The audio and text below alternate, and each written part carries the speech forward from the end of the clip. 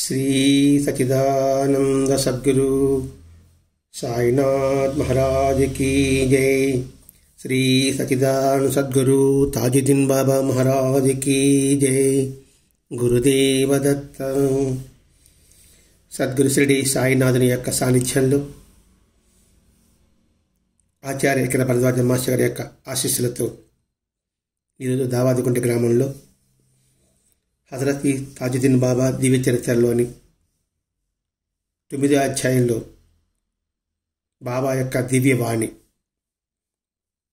తాజుద్దీన్ బాబా యొక్క వాక్కు, మహాత్ముల యొక్క ఆ దివ్య వాణి అంటే మాట, దివ్యము అంటే జ్ఞానాన్ని కలిగింపచేసేది, వెలుగుని ప్రసరింపచేసేది. వారి యొక్క దివ్యవాణి ఆనందానికి బాణి, లేకపోతే వారి యొక్క వాక్కు అమృత వాక్కు. వారి వాక్కులో స్వానుభవమే ఉంటుంది. పుస్తక జ్ఞానం కన్నా కూడా, శాస్త్ర జ్ఞానం కన్నా కూడా స్వానుభవమే ఉంటుంది. అందుకే వారి యొక్క బోధనలోని ఏమైతే చెప్తారో అందులోనే వాళ్ళు జీవిస్తారు. మాట ఒకటి, చేత ఒకటి ఉండదు. అందుకే వాళ్ళని ప్రవక్తలు అంటే మహాత్ములు. వక్త చెప్పింది చేయుడు, చేసిందే చెప్తాడు. మహాత్ములు ప్రవక్తలు చెప్పిందే చేస్తారు, ఏమైతే చేస్తున్నారో అదే చెప్తారు. అది ఎవరికి చెప్తారు? శ్రద్ధాళువులైన శిష్యులకు మాత్రం బోధిస్తారు. శ్రద్ధ లేని వారికి చెప్పి ఉపయోగం ఉండదు కదా. అంతేకాకుండా తెలుసుకోవాలని జిజ్ఞాస ఉండే వాళ్ళకి మహాత్ముల యొక్క వాక్కు అమృత వాక్కు అవుతుంది. వారి యొక్క వాణి ఆనందానికి బాణి అవుతుంది. వారి యొక్క మార్గం మనకి గమనం అవుతుంది. ఎవరికి? శ్రద్ధ ఉండేవాడికి. ఎందుకంటే భగవద్గీతలో కృష్ణభగవానుడు చెప్పాడు, శ్రద్ధావాన్ లభతే జ్ఞానం. శ్రద్ధ కలిగిన వాడికే జ్ఞానం లభిస్తుంది. మనం చూస్తూనే ఉన్నాం. కృతయుగం నుంచి మనం విన్నాం. కృతయుగం చూస్తాం, త్రేతాయుగం, ద్వాపరయుగం. మరి వాటిలో ఉన్న సారాంశాలు ఎంతమంది గ్రహించాం? సరే, అది పక్కన పెడదాం. ఈ కలియుగంలో ఆ భగవంతుడే మానవ రూపంలో వచ్చి అవతరించి ఆ భగవతత్వాన్ని, భగవతుని జ్ఞానాన్ని, భగవంతుడు బోధించిన విధానాన్ని వారి యొక్క జీవితం ద్వారా తెలుపుతూనే ఉన్నారు. తెలుపుతూనే ఉన్నారు. ఆయా ప్రాంతాల్లో తెలుపుతూ ఉన్నప్పుడు అక్కడ ఒక సాంప్రదాయం, అక్కడ ఒక మతం.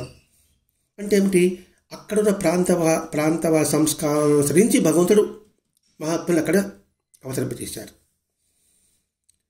మరి అన్ని ప్రాంతాల్లో మతాలు వెలిసాయి, అనేక సాంప్రదాయాలు వెలిసాయి. కానీ ఆ మతాల సాంప్రదాయ మూలం మాత్రం తెలుసుకోలేకపోతున్నాం. అది చెప్పడానికే మహాత్ముల యొక్క అవతరణ. ఇప్పుడు తాజుద్దీన్ బాబా నాగపూర్ ప్రాంతంలో అవతరించారు. మరి ఆయన సన్నిధికి వచ్చిన వారు మనం చెప్పుకున్నాం, పామరులకి సమాధానం చెప్పుకున్నాడు, పండితులకి సమాధానం చెప్పుకున్నాడు. అంటే వారి సంస్కారం నుంచి వారు ఉన్నత స్థితికి వెళ్ళాలి. దానికి వీళ్ళు మార్గదర్శకులు అనే విషయం మనం గుర్తించగలగాలి. 1908వ సంవత్సరం ప్రాంతంలో ఒక సాధువు తాజుద్దీన్ బాబు చూడడానికి వచ్చాడు. ఆ సాధువు మేడకు ఒక సంచి అలాడుతుంది. దాని నిండా చిన్న చిన్న మందు సీసాలు ఉన్నాయి. తాజుద్దీన్ బాబు ఎప్పుడు ఆనంద పారవశ్యంలో, జ్ఞాన పరవశంలో బాహ్య ప్రజ్ఞ లేకుండా ఉండేవాడు. ఇప్పుడు బాహ్య ప్రజ్ఞ కలిగినప్పుడు అక్కడ భక్తుల ప్రశ్నలకి, ప్రార్థనలకి సమాధానం ఇస్తుండేవాడు. ఇక్కడ ప్రశ్నలు అంటే మా వస్తువు ఎక్కడికి పోయింది అది కాదండి. మన జీవన విధానం సంబంధించిన ప్రశ్నలు, ఆధ్యాత్మిక సంబంధించిన ప్రశ్నలు, వాటికి సమాధానించేవాడు. ఎంతో కష్టం మీద ఆయన కొద్ది నిమిషాలు మాత్రమే ఆ ఇరుకులో ఉండేవారు. మళ్ళీ మామూలుగా ధ్యానస్తులకు వెళ్ళిపోయారు. ధ్యానం అంటే కళ్ళు మూసుకుని ఉండడం కాదండి, కళ్ళు తెరుచుకునే ఉంటారు. వారు యొక్క ఆనంద అనుభూతి, ఆధ్యాత్మికత అనుభూతి పొందుతూ ఉంటారు. అంటే నిరంతరము ఆ భగవంతుని దర్శిస్తూ ఉంటారు. ఆ రోజుల్లో బాబాను దర్శించాడు ఎవరు? ఈ సాధు. అప్పుడు బాబా అతను ఒక మాట చెప్పాడు, ఒక చిన్న గ్రామంలో ఉండు, 24 గంటలు దైవ ప్రార్థన చేసుకుంటూ భగవంతుని యొక్క సర్వవ్యాపకత్వాన్ని ఒక్క క్షణం కూడా మర్చిపోకుండా ఉండమని సలహా ఇచ్చారు. చూడండి, సాధువు జోలే, ఆ జోల్లో మందు సీసాలు. ఈ దర్శనకు వస్తే నువ్వు చిన్న గ్రామంలో ఉండు, 24 గంటలు దైవ ప్రార్థన చేసుకుంటూ ఉండు, భగవంతుని యొక్క సర్వవ్యాపకతని ఒక్క క్షణం కూడా మర్చిపోకుండా ఉండమని సలహా ఇచ్చాడు. ఏమిటి దీంట్లో భావం? 24 గంటలు ఎలా దైవత్వంలో మనం ఉండగలం? ఆయన సర్వవ్యాపక ఒక్క క్షణం మర్చిపోకుండా ఎలా ఉండగలం అని మనం ఆలోచించాలండి. దీనికే మనకు ఉదాహరణ ఉదయ ప్రార్థన. అంటే 24 గంటలు దైవ ప్రార్థన. నిద్ర లేచిన మొదలు నా ఎరుకంతే నెరుంగుటియగుగాక, నేను కలుసుకున్నంత కూడా ఇందులో ఎరుక కలిగి ఉండాలి. ఇందులో వస్తువులో, వ్యక్తిలో, పరిస్థితుల్లో అన్నిటా నీవే ఉన్నావు. నిద్రలో కూడా, పడుకునే ముందు కూడా భగవంతుడు నన్ను లయం చేసుకుంటున్నాడు అనే భావంతో మనం నిద్రకు ఉపక్రమించామనుకోండి, ఆ నిద్రలో కూడా నిరంతరం స్మరణ జరుగుతూనే ఉంటుంది. సాధ్యం అంటే అసాధ్యం మాత్రం కాదు.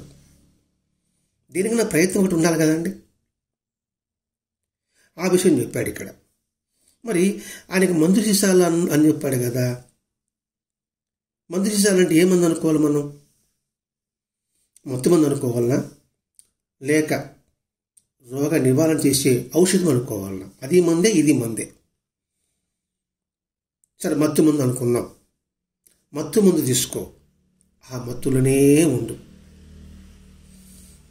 ఆ మత్తు ముందే దైవ ప్రార్థన, ఆ మత్తు ముందే భగవంతుడి సర్వవ్యాపకత్వం. ఆ మత్తు ముందు తీసుకున్న తర్వాత కామ్గా ఉండు, తను మమే ఆనందాన్ని అనుభవిస్తూ ఉండు. అలా కాకుండా ఆ మత్తు ముందు తీసుకొని ఏదంటే అది మాట్లాడద్దు, ఎక్కడంటే అక్కడ తిరగవద్దు.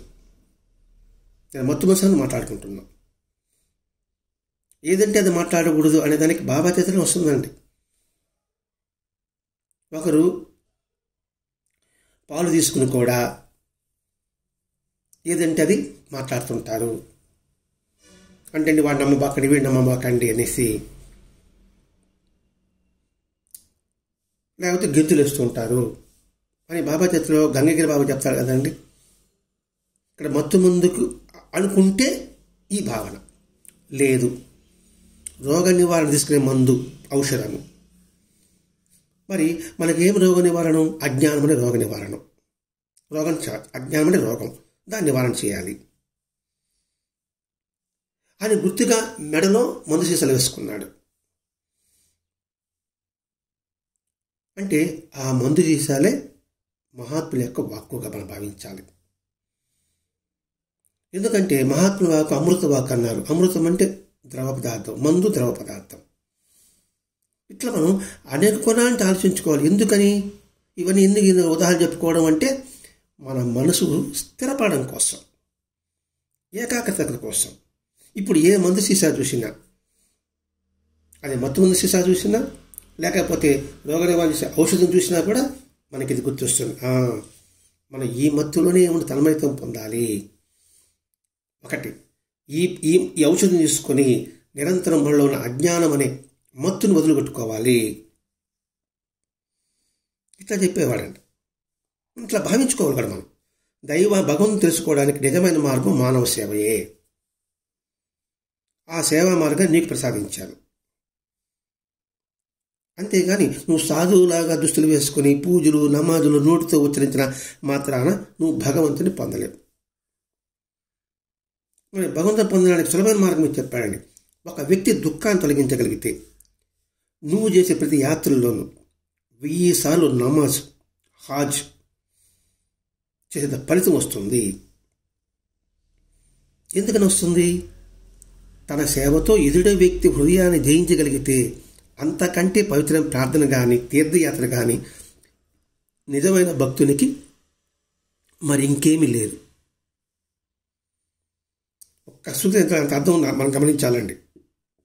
ఎందువల్లంటే కాబా మక్కాల పవిత్రమైన ప్రదేశం అంతకంటే కూడా మనిషి హృదయం 1000 రెట్లు విలువైనది. ఈ 4 వాక్యాలు బాగా గమనించండి. ఒక వ్యక్తి దుఃఖాన్ని తొలగించగట్లయితే మనం 1000 సార్లు హాజ్ యాత్ర చేసినట్టు, అంటే మక్కా మదీనాకి వెళ్ళినట్టు, 1000 సార్లు నమాజ్ చేసినట్టు ఒక వ్యక్తి దుఃఖాన్ని తొలగి ఎంత సులభ సాధనం అండి ఇది. ఇదేమి నిజమైన భక్తునికి అంత కష్టం కలిగించే సాధన కాదు. నిజమైన భక్తుని పదం వాడాడండి. నిజమైన భక్తుని మామూలు మనిషికి కూడా కష్టం కాదు. అంటే ఇది కూడా చేయడానికి మనసు లేని మానవాళ్ళు ఉన్నారన్నమాట. ఇది వాళ్ళు అలా చెప్పరు కదండి. అంటే ఇది కూడా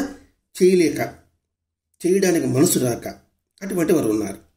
అందుకే మహాత్ములు అవతరించి పరస్పర సహకారంతో ఐక్యతాభావంతో కలిసిమెలిసి జీవించి ఉన్నతి పొందని చెప్తున్నారు. ఎలా చెప్తున్నారు? తమ ఆచరణ ద్వారా, తమ యొక్క బోధన ద్వారా తెలుపుతున్నారు. మనమేమో వారి వారసులం అనుకుంటున్నాం. కానీ వారు చెప్పిన మార్గం అనండి, లేకపోతే వారి బాట అనండి, లేకపోతే వారి మాట అనండి, ఎందుకు అనుసరించలేకపోతున్నాము ఒక్కసారి ఆలోచించుకోవాలి. అది ఏ మతం వారైనా సరే, ఏ సాంప్రదాయం వారైనా సరే, ఏ జాతి వారైనా సరే, ఏ కులం వారైనా సరే.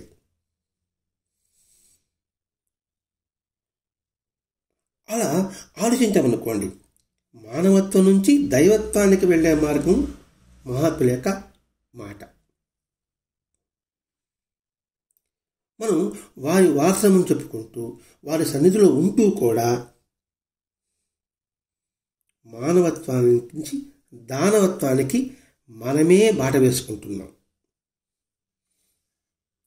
మానవత్వాన్ని దైవత్వ సంగతి దానవత్వానికి మనమే బాట వేసుకుంటున్నాం. ఇది అందరం గమనించుకోవాలి.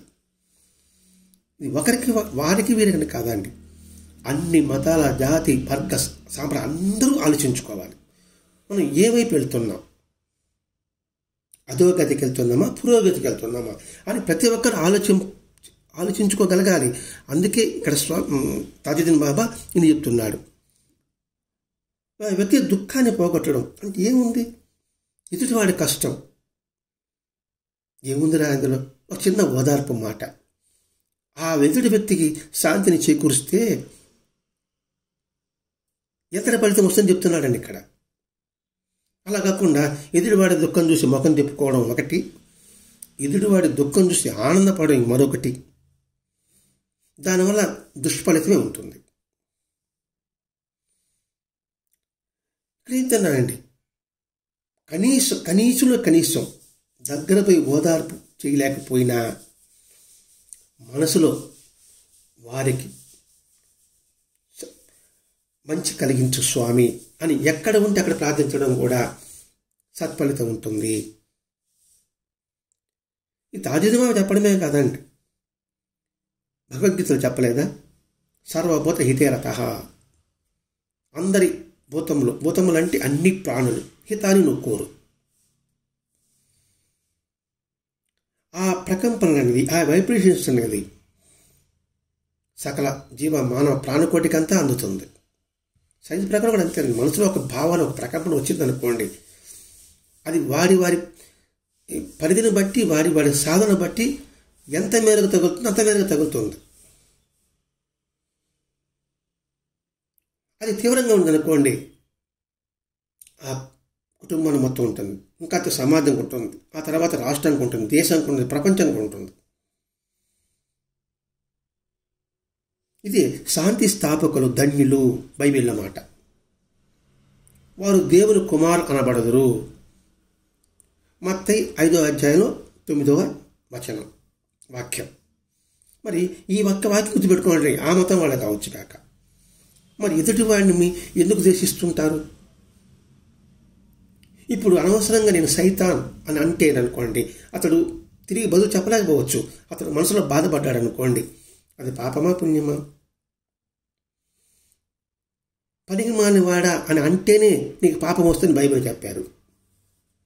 ఒరే అంటేనే వెంకయ్య స్వామి కొన్ని లక్షలతో పాపం మూట కట్టుకుంటానని చెప్పాడు. ప్రవక్త ఏం చెప్పాడు? మనిషి హృదయంలో నేను ఉంటాను రా అన్నాడు. ఎదుటి వాడి మనుషులను గాయపరచవద్దన్నాడు. మరి ఇవి చిన్న చిన్న విషయాలే, కానీ ఈ చిన్న చిన్న వాటి పట్ల మనకి అవగాహన లేకపోవడం వల్లనే మనం దానవత్వానికి దగ్గరవుతున్నాం. ఒక ఫకీరు వచ్చాడు 1920 సంవత్సరంలో. అప్పుడు తాజుద్దీన్ బాబా అటు ఇటు తిరుగుతున్నాడు. ఆయన ఆ ఫకీరు తగిన అవకాశం, ఆయనతో మాట్లాడే అవకాశంతో అలా వెనకాల తిరుగుతున్నాడు. వెంటనే మహమ్మద్ ఖురాన్లో ఒక వాక్యం, దారుష్ షరీఫ్ ఒక వాక్యం. ఇప్పుడు భగవద్గీతలో ఒక శ్లోకం, ఒక అధ్యాయం అంటారు కదా, ఆ అధ్యాయంలో ఒక శ్లోకం అలా చదువుతూ తిరుగుతుంటే హఠాత్తుగా బాబా అతనికి తిరిగి కోరికను అదుపులో ఉంచు, అప్పుడే భగవంతుని చేరే బాటలో సాగిపోవడానికి నీకు వెలుగు కనిపిస్తుంది. వ్యామోహం వలన, అస్థిరమైన కోరికల వలన కష్టము దుఃఖము సంభవిస్తుంది. అటువంటి వ్యామోహం లేకపోతే ఆనందమే ఆనందం. కోరికలను అదుపులో ఉంచు, అప్పుడే నీకు భగవంతుని బాటలో నీకు వెలుగు కనిపిస్తుంది. వ్యామోహం వలన, అస్థిరమైన కోరికల వలన, ఈ రెండు మనం అర్థం చేసుకోవాలి. వ్యామోహము, అస్థిరమైన కోరికలు అంటే మోహం ఉంటుంది, వ్యామోహం ఉండకూడదు. కోరిక ఉంటుంది, అది స్థిరమైన కోరిక, అస్థిరమైన అంటే అశాశ్వతమైన కోరిక కోరవద్దు. దానివల్ల నీకు కష్టము, రెండు దుఃఖము సంభవిస్తుంటుంది. అంటే వ్యామోహం లేకపోతే నీకు ఆనందమే ఆనందం అన్నాడు. ఒక్కొక్క దాన్ని వివరించుకోవాలంటే అది 7 నిమిషాలు చాలదు, 30 నిమిషాలు చాలదు, 1 గంట కూడా చాలదండి. అర్థం చేసుకుంటే ప్రయత్నిద్దాం. అందుకే మహాత్మ చరిత్రలన్నీ మనం అనుసంధానం చేసుకుంటూ వచ్చినప్పుడు మనకు అర్థమవుతుంది. ఈ ఒక్క మాట భగవద్గీతలు చెప్పారా లేదా? ఒకటని కాదండి, ప్రతి ఒక్క దాంట్లో చెప్పుకున్నారు. కాకపోతే అవగాహన లేక మనం అంగీకరించలేకపోతున్నాం అంతే. మనకి ఏది అనువుగా ఉంటుందో దాన్ని మాత్రమే తీసుకుంటున్నాం. ఇక్కడ కోరికలను అదుపులో ఉంచు, కంట్రోల్ చేసుకో. ఒక రుచికర పదార్థం ఎక్కువ ఉంది, నువ్వు కంట్రోల్ చేసుకోకపోతే అధిక తింటే ఏమవుతుంది? అనారోగ్యం అవునా కాదా? అది ఇప్పుడు నువ్వు అది కంట్రోల్ చేసుకుంటావు, అదుపులో ఉంచుకుంటావు, భగవంతుని యొక్క మార్గం నీకు సులభం కనబడుతుంది. లేకపోతే కష్టము నష్టం వస్తుంది, ఆనందానికి దూరం అవుతావు. మరొక చోట ఏం చెప్పున్నాడు? మానవుడొక్కడే నిజానికి కోరికలను, కోపాన్ని జయించగల సమర్థుడు. అంటే ఇప్పుడు దేవతలు సమర్థులు గారు, రాక్షసులు సమర్థులు గారు. అందుకే దేవతలు కూడా మనుషులుగా జన్మిస్తాలని తపన పడుతూ ఉంటారట. ఈ రెండు బలమైన శత్రువులు, ఏది? కోరిక, కోపం. ఇటు కోపము, ఇటు వ్యామోహము మనిషిని గుడ్డివాణి చేస్తుంది. ఆధ్యాత్మిక మార్గంలో భగవంతుని చేరడానికి ఈ రెండు శత్రువులను జయించడం తప్ప సాధువులకి మరో మార్గం లేదు. ఆధ్యాత్మిక మార్గంలో అసలు ఆధ్యాత్మిక సంగతి పక్కన పెడదాం, లౌకికంగా కూడా ఈ రెండు శత్రువులు జయించకపోతే మన చేత ఒక్కరు కూడా ఉండరు. నువ్వు ఎంత కోట్లకు అధిపతి అయినప్పటికీ కూడా నీ కోపాన్ని నువ్వు నిగ్రహించలేకపోతే నీ దరిదాపులు ఒక్కడు కూడా రాడు, లౌకికంగా కూడా. అందుకే పెద్దలు ఎప్పుడు చెప్పారు, తన కోపమే తన శత్రువు. శత్రువులు ఎవరో కాదు, మనలో ఉన్న ఆ కోపమే శత్రువు. ఆ కోపం ఇంకేమవుతుంది? మనిషిని గుడివాణి చేస్తుంది, జ్ఞానాన్ని హరించేస్తుంది. కన్ను మిన్ను తెలియదు, ఏం చేస్తామో మనకే తెలియదు. అంతేందుకు చిన్న పిల్లవాడికి ఏదో వాడు అడిగింది ఇవ్వకపోతే వాడు ఏం చేస్తాడండి? చేతికి ఏది అర్థమవుతుంది కొట్టేస్తాడు. పెద్దవాళ్ళు అలాగే చేస్తుంటారు. చేతిలో సెల్ ఫోన్ వేసి కొట్టడమే పని, అంతే. దాని విలువ ఎంత ఏమిటా అని కూడా ఆలోచించాం. అంటే లౌకికంగానే ఇంతటి ముప్పు ఉంది, ఇంకా ఆధ్యాత్మికలో ఇంకెంత ముప్పు ఉంటుంది? ఇట్లా ఏది మీరు వివరించుకున్నా క్షుణ్ణంగా పరిశీలించడం అభ్యాసం చేసుకోవాలండి. ఒక మహాత్ముడు ఒక మాట చెప్పాడు అంటే ఆ మాటలోని అంతరార్థం ఏమిటి అని గ్రహించగలగాలి, అర్థం చేసుకోగలగాలి. అర్థం చేసుకొని ఆ మార్గాన వెళ్ళడానికి ప్రయత్నం చేయాలి. ఇప్పుడు ఈ వ్యామోహము కోపం నిన్ను గుడ్డివాడికి ఏం కనబడుతుందండి? ప్రపంచం ఏమీ కనపడదు. అటువంటి స్థితికి వెళ్ళిపోతాం. ఇటు ఆధ్యాత్మికంగా కావచ్చు, లౌకికంగా కూడా కావచ్చు. దీనికి రామాయణ, మహాభారతాలు, భాగవతాలు, ప్రీ పురాణము, ఆళ్వాల చరిత్ర ఇవన్నీ చూస్తే మనకు అర్థమవుతుందండి ఇటువంటి ఈ రెండు ఉన్నవాళ్ళు ఏ విధంగా పతనమైనారు. దీన్ని కూడా బాబా చేతిలో రామదాసు ఒకసారి విష్ణు సహస్రనామ పుస్తకం శ్యామ తీసుకుంటే ఎటువంటి కోపాన్ని ప్రదర్శించారు, అప్పుడు బాబా ఏం చెప్పాడు. ఇట్లా అనేక మంది మహాత్ములను చూసుకుంటే ఈ రెండు కూడా మన పతనానికి దారి తీస్తుంది. మానవత్వం నుంచి దానవత్వానికి ఇది తీసుకెళ్తుంది. భగవతత్వాన్ని, దైవత్వానికి కాదు, దానవత్వాన్ని తీసుకెళ్తుంది. ఎట్లయినా మనం ఉన్నతికి పోవాలని ప్రయత్నం చేయాలి, కానీ ఉన్నతికి జారిపోవడానికి ప్రయత్నం చేయకూడదు. ఒక మొక్క నాటామనుకోండి, అది వృద్ధిలోకి వస్తే రావాలని ప్రయత్నం చేస్తామా? దానికి ఎరువు వేసుకొని పని చేస్తాం. అంటే ఇది కూడా ఇలా తాజుద్దీన్ బాబా ఎంతోమంది, అటు సాధువులకు కావచ్చు, ఫకీర్లకు కావచ్చు, జిజ్ఞాసులు కావచ్చు, ముముచులు కావచ్చు, పామరులు కావచ్చు, తను దర్శించిన ప్రతి ఒక్కరికి ఆ కాలం ప్రజలంతా కూడా అందరికీ కూడా చెప్తుంది. వాళ్ళు ఎంత అదృష్టవంతులండి. మనము అదృష్టవంతులమే భరద్వాజ మాస్టర్ గారి అనుగ్రహం వల్ల. లేకపోతే భరద్వాజ ఎన్ని గ్రంథాలు అందించాడు, ఇన్ని గ్రంథాలను సారాంశాన్ని మనం వివరించుకునే అవకాశం ఇచ్చాడు.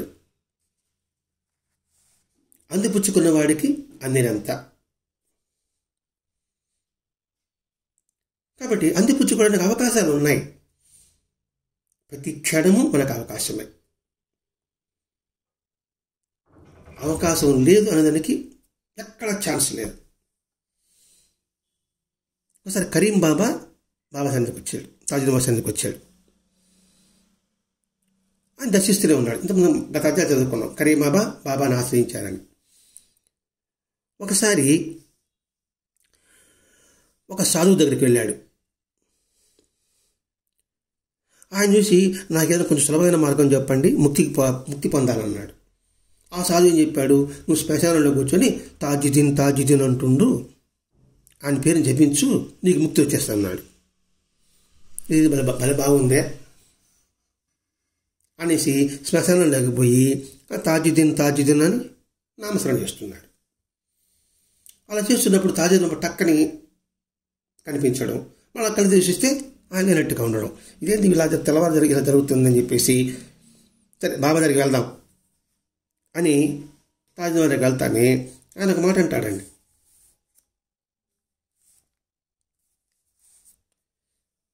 ఆయన ఏమన్నాడు, పెద్ద పెద్ద కొండలను తవ్వి తీయమని నీకెవరు చెప్పాడు?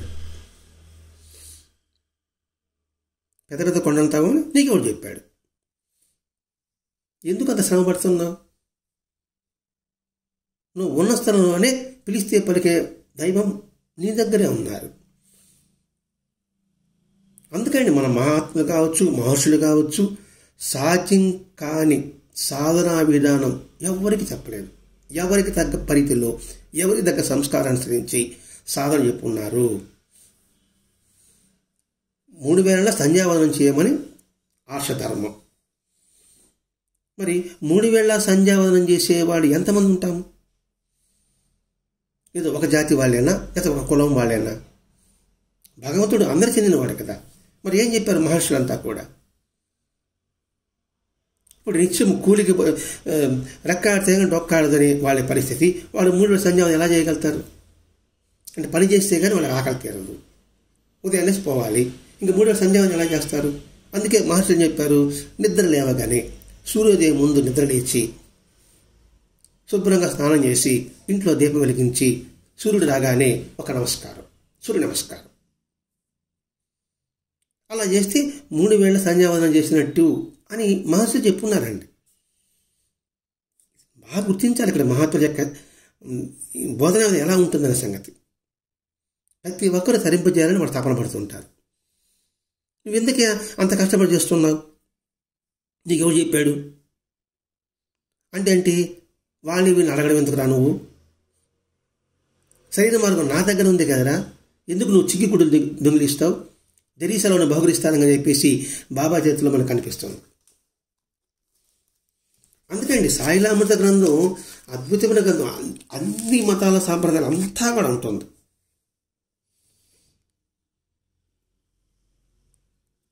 అంటే ఇక్కడ క్షుణ్ణంగా మనం పరిశీలించుకుంటూ రావాలి.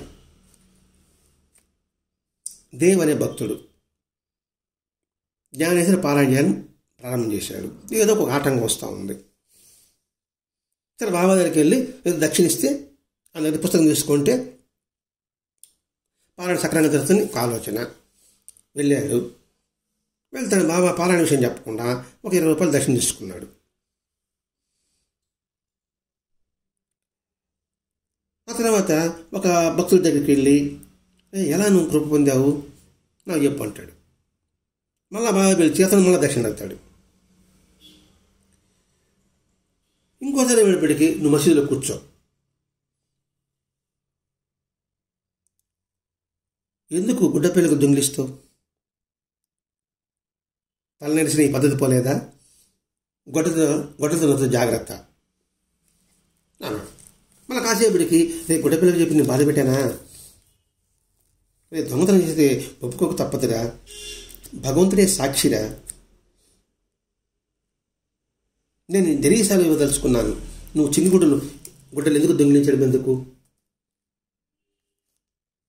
అని చెప్పి భక్తితో సద్గ్రంథ పఠనం ద్వారా సాయి అనుగ్రహాన్ని పొందాలి కానీ వారిని వీరిని ఆశ్రయించకూడదని వారి భావం. సామాన్యులకు బదులు చిగ్గిగుడ్డలు లాంటివి సద్గురు ఇచ్చే జరీసాలుగా. మరి జరీసాలు పొందాలంటే అది వారి దగ్గరికి వెళ్ళాలి. ఇంతటి అర్థం ఉంటుందండి. ఇది అనేక మంది బుద్ధ చరిత్రలో వస్తుంది, మెలారప చరిత్రలో వస్తుంది, వెంకటేశ్వర చరిత్రలో వస్తుంది, రామకృష్ణ చరిత్రలో వస్తుంది.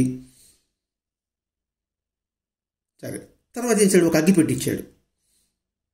ఈ గడప ఆ గడప తిరగడం ఎందుకురా అని మన 4 మాటలు చెప్పాడు. అవి మాత్రం గుర్తులేవు. అగ్గి పెట్టించాడు. ఏమిటి అగ్గిపెట్ట, అగ్గిపెట్టెలో అంతరార్థం ఏమిటి? అగ్గిపెట్టె ఏముందండి, అందులో పొలలు ఉన్నాయి.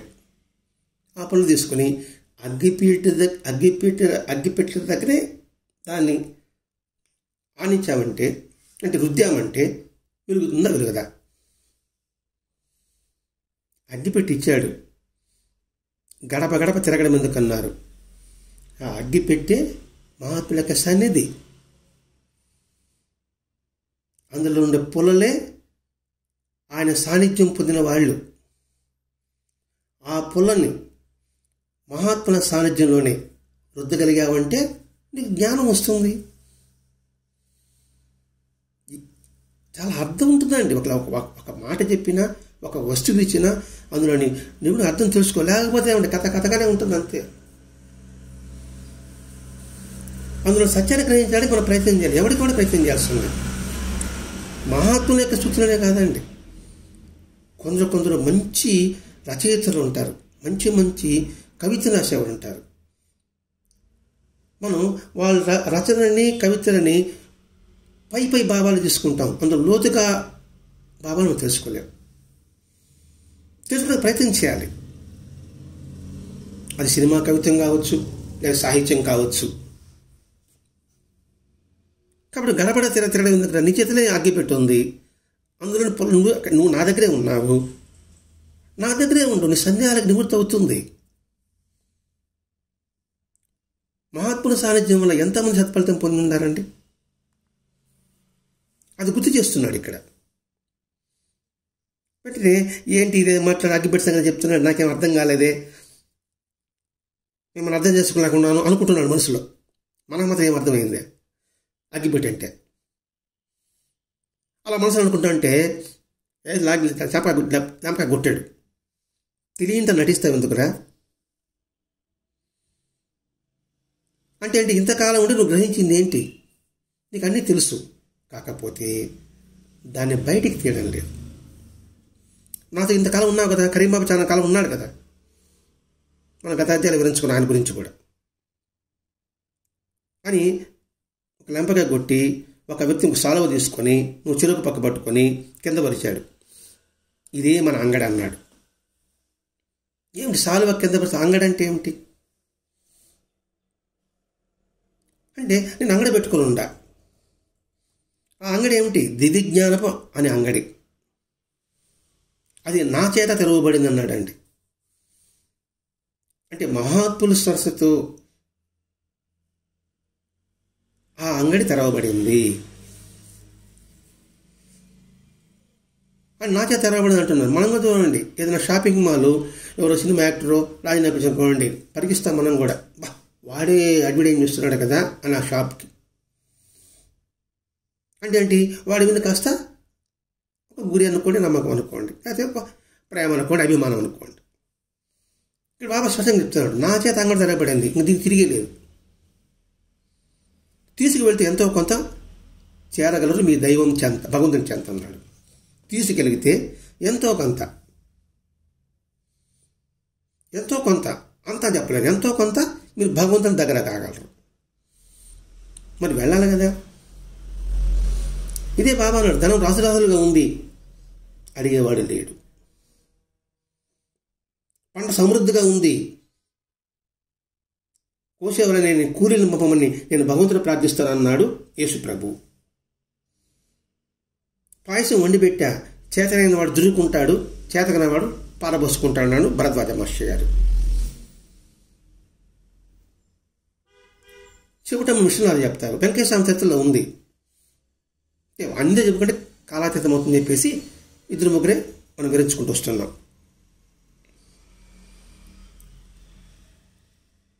అలాగే అద్దంలో నా ముఖబింబం, హృదయంలో నీ ప్రతిబింబం.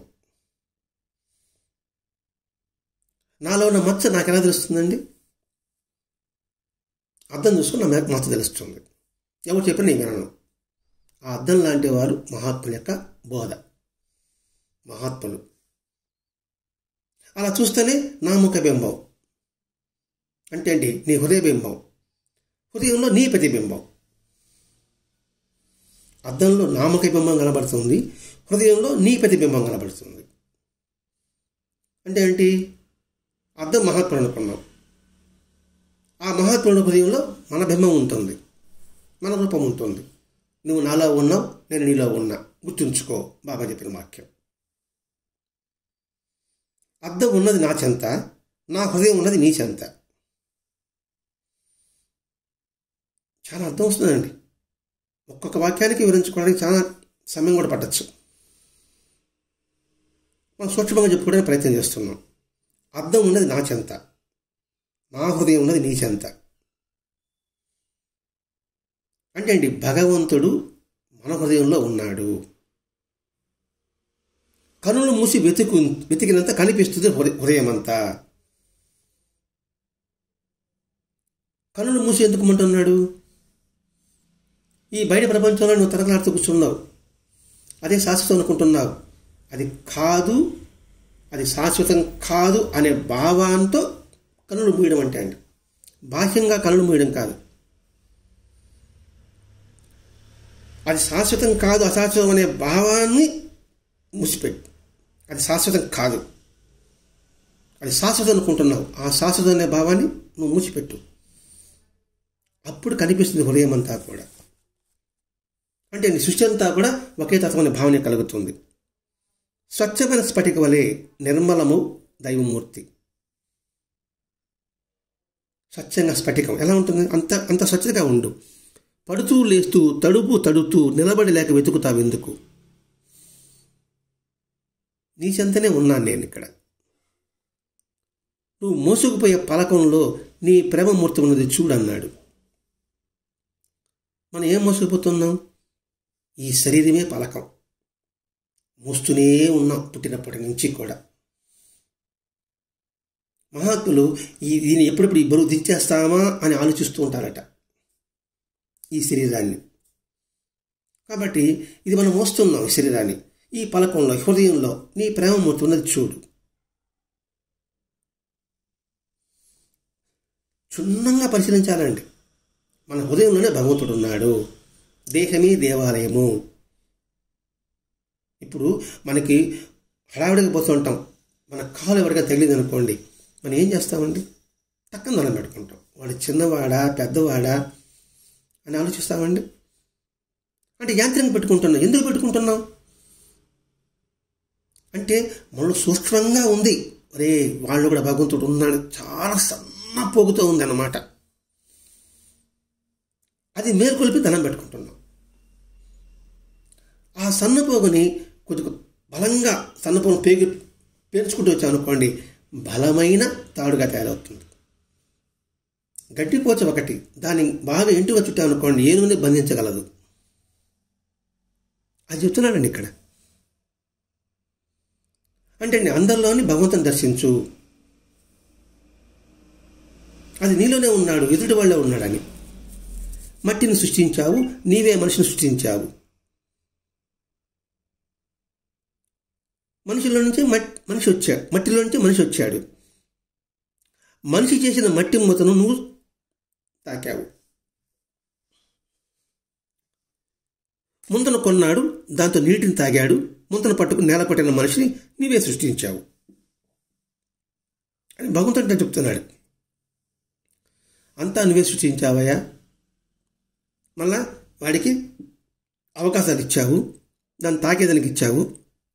వాడు దాన్ని తాకి తీసుకున్నాడు. చివరికి తీసుకున్న దాన్ని ఎరగసి కొడుతున్నాడు. అంటే అవగాహన లేక ప్రకృతి నుంచి ఆహారాన్ని పొందుతూ తిరిగి దానికే ద్రోహం చేస్తున్నాడు, సృష్టికి ద్రోహం చేస్తున్నాడు. పచ్చడి గాలి తీసుకుంటున్నాడు చెట్టు నుంచి, మన చెట్టుని నలుగుతున్నాడు. కాబట్టి తిన్న వెంటి వాసాలు లెక్క పెడుతున్నాడు. ఏమిటి సృష్టి అని ప్రశ్నిస్తున్నప్పుడు ఆత్మావలోకనం చేసుకో.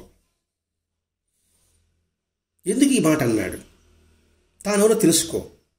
అంతటితో ఆగకుండా పరిపూర్ణ చెందే వరకు సత్యజ్ఞానాల కోసం అన్వేషించు. అలా అన్వేషించేవాడు మాత్రమే భగవంతుని తెలుసుకుంటాడు. ఇక్కడ భగవంతుడు అంటే రూపం కాదు, జ్ఞానము. నువ్వు దేవుణ్ణి చూడాలంటే నువ్వు తెలుసుకోవడం ఒకటే మార్గం. దేవుడు అంటే నువ్వు తెలుసుకోవడం ఒకటే మార్గం. అంటే నేనెవరెవరు ఆలోచించు. అందుకే సర్వాంతరమైన సద్గురువు మన హృదయంలోనే చైతన్య రూపంలో ఉంటాడు అని చెప్పారు మహర్షులు. Be still and now that I am God అన్నాడు యేసుక్రీస్తు. మనిషి కంఠనాల కంటే ఇక్కడ అతి సన్నిహితంగా నేనున్నాడు అని చెప్పాడు ప్రవక్త. నువ్వెవరో తెలుసుకో అన్నాడు రమణ మహర్షి. ఇట్లా ప్రతి ఒక్కటి మనం చూసుకుంటూ వెళ్ళాలండి. ఒక్కొక్క మహాత్ముడు చెప్పిన ఆ అర్థాన్ని మనం గ్రహించాలి. ఎందుకు అలా అన్నాడు, దానికి అర్థం ఏమిటి అని.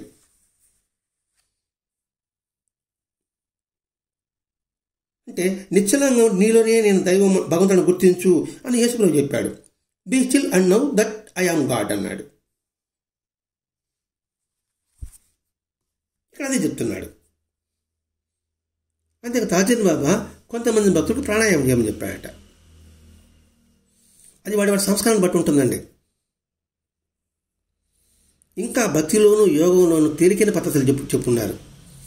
నీ మనోనేత్రం ముందు గురువు యొక్క రూపాన్ని నిలుపుకో. ఉచ్ఛ్వాస నిశ్వాసాలతో భగవంతుని నామాన్ని జపించు. Breathing exercise. నీ కోరికలంటిని గురువు పాదాల చెంత సమర్పణ చేసి నిజమైన విశ్వాసంతో నీ గురువుని ఆశ్రయిస్తే తప్పక భగవంతుని నువ్వు పొందుతావు. దీన్నే భావజాతము సద్గురుకి పగ్గాలు అప్పగించాక చింతకు తావలేదు. గురువుని ఎల్లప్పుడూ నమ్ముకో, అదే అసలైన సాధన. ఇంత వివరణ చెప్పాడు కదండి. ఆ తర్వాత ఎప్పుడూ భగవంతుని ఎడబాటుకు పరితాపం చెందుతూ ఈ ప్రపంచంలో జీవించు. భగవంతుని అందరి భక్తి చెంత ఈ ప్రపంచాన్ని విడవడమే నిజమైన ప్రాణత్యాగం. ఇది 4 పెద్ద వాక్యాలుగా ఉంది. భగవంతుని ఎడబాటును పరితాపం చెంది, ఆర్ద్రత కలిగి ఉండు, వేదన కలిగి ఉండు, ఈ ప్రపంచంలో జీవించు. అప్పుడు భగవంతుని అందరి భక్తి అంతే ఆ భావంతోని నీ ప్రాణాన్ని వదులన్నాడు. దీన్ని సింపుల్గా చెప్పుకోవాలంటే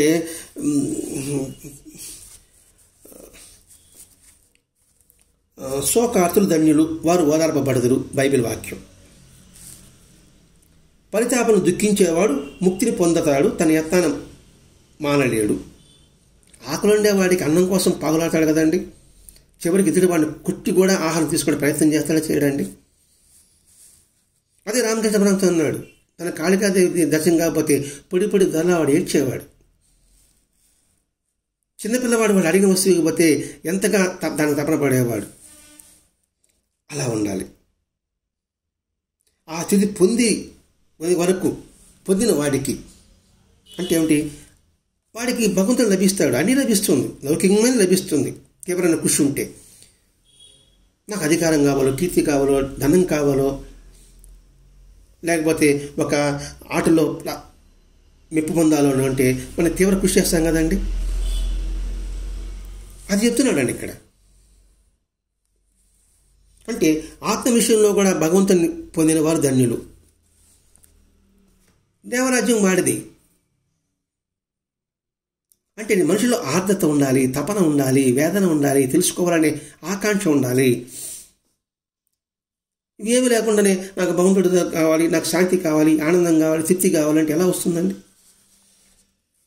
ఇక్కడ నిన్నే చూస్తూ, నిన్నే తలుస్తూ, నీ అందులో ప్రేమతో తన ఉనికిని మర్చిపోవడమే నిజమైన షరియత్తు, మారిఫత్తు.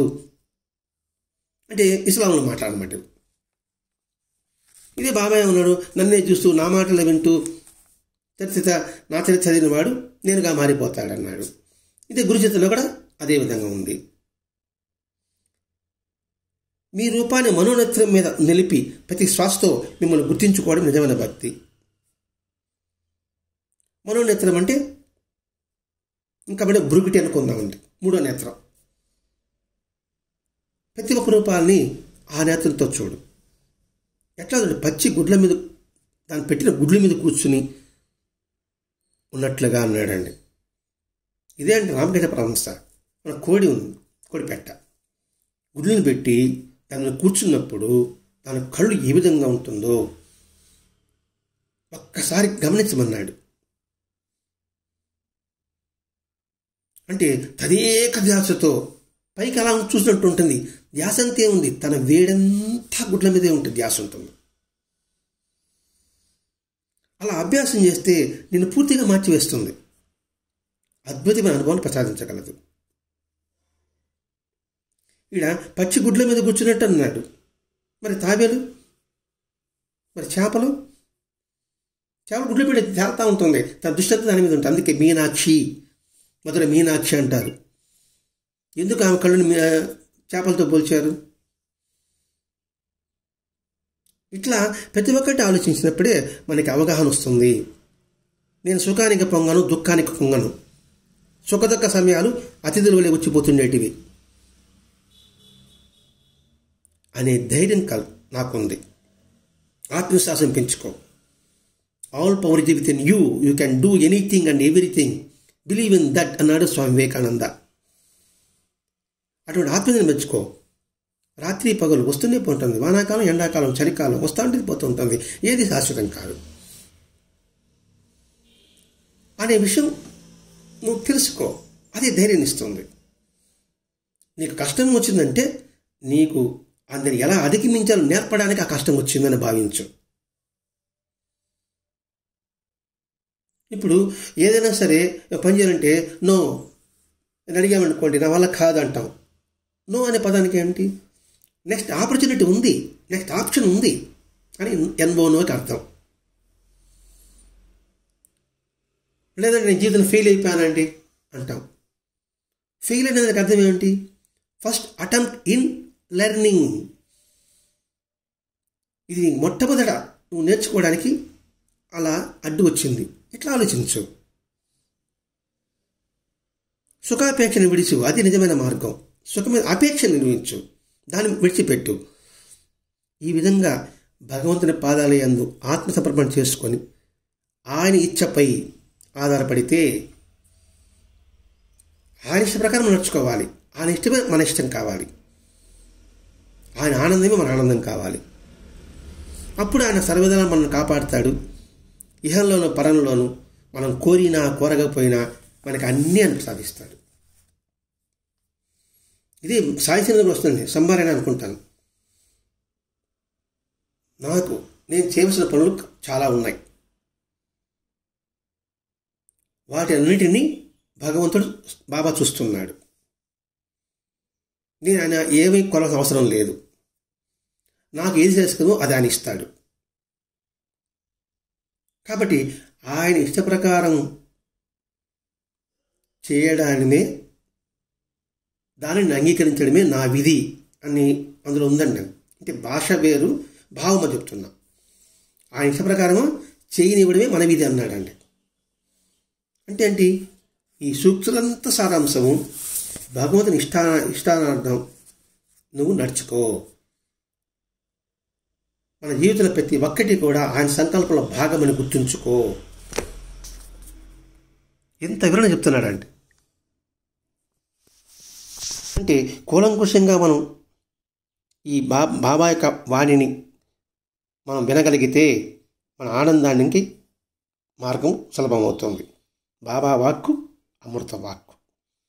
ఇటువంటి దివ్య బోధనలు మనకు అందించిన భరద్వాజ మాస్టర్ గారికి శిరస్సు వంచి పాదాబంధనం చేస్తూ, నేటితో ఈ తాజుద్దీన్ బాబా జీవిత చరిత్ర సత్సంగం పరిసమాప్తం. చివరికి ఏమిటి? శుభం కలిగించే వాక్యాలు మన మాస్టర్ గారు వినిపించాడు. తాజుద్దీన్ బాబా యొక్క దివ్య వాణి మనకు శుభం కలిగిస్తుంది, ఆనందాన్ని కలిగిస్తుంది, సంతృప్తిని ప్రసాదిస్తుంది, శాంతి వెదజల్లుతుంది, పరోపకారబుద్ధి నేర్పుతుంది. కాబట్టి ఈ చివరి అధ్యాయం, ఈ 9వ అధ్యాయం, 9 శాశ్వతం, అటువంటి అధ్యాయం ద్వారా మనకి భరద్వాజ మహర్షి గారు అద్భుతమైన వాణి మనకి వినిపించాడు. ఆ వాణిని మనం బాణిగా చేసుకుంటూ మన జీవనయానంలో ఆనందంగా ఉండడానికి ప్రయత్నం చేద్దాం. స్వస్తి. శ్రీ సచ్చిదానంద సద్గురు తాజుద్దీన్ బాబా మహారాజ్ కీ జై. శ్రీ సచ్చిదానంద సద్గురు సాయినాథ్ మహారాజ్ కీ జై. గురుదేవ దత్త.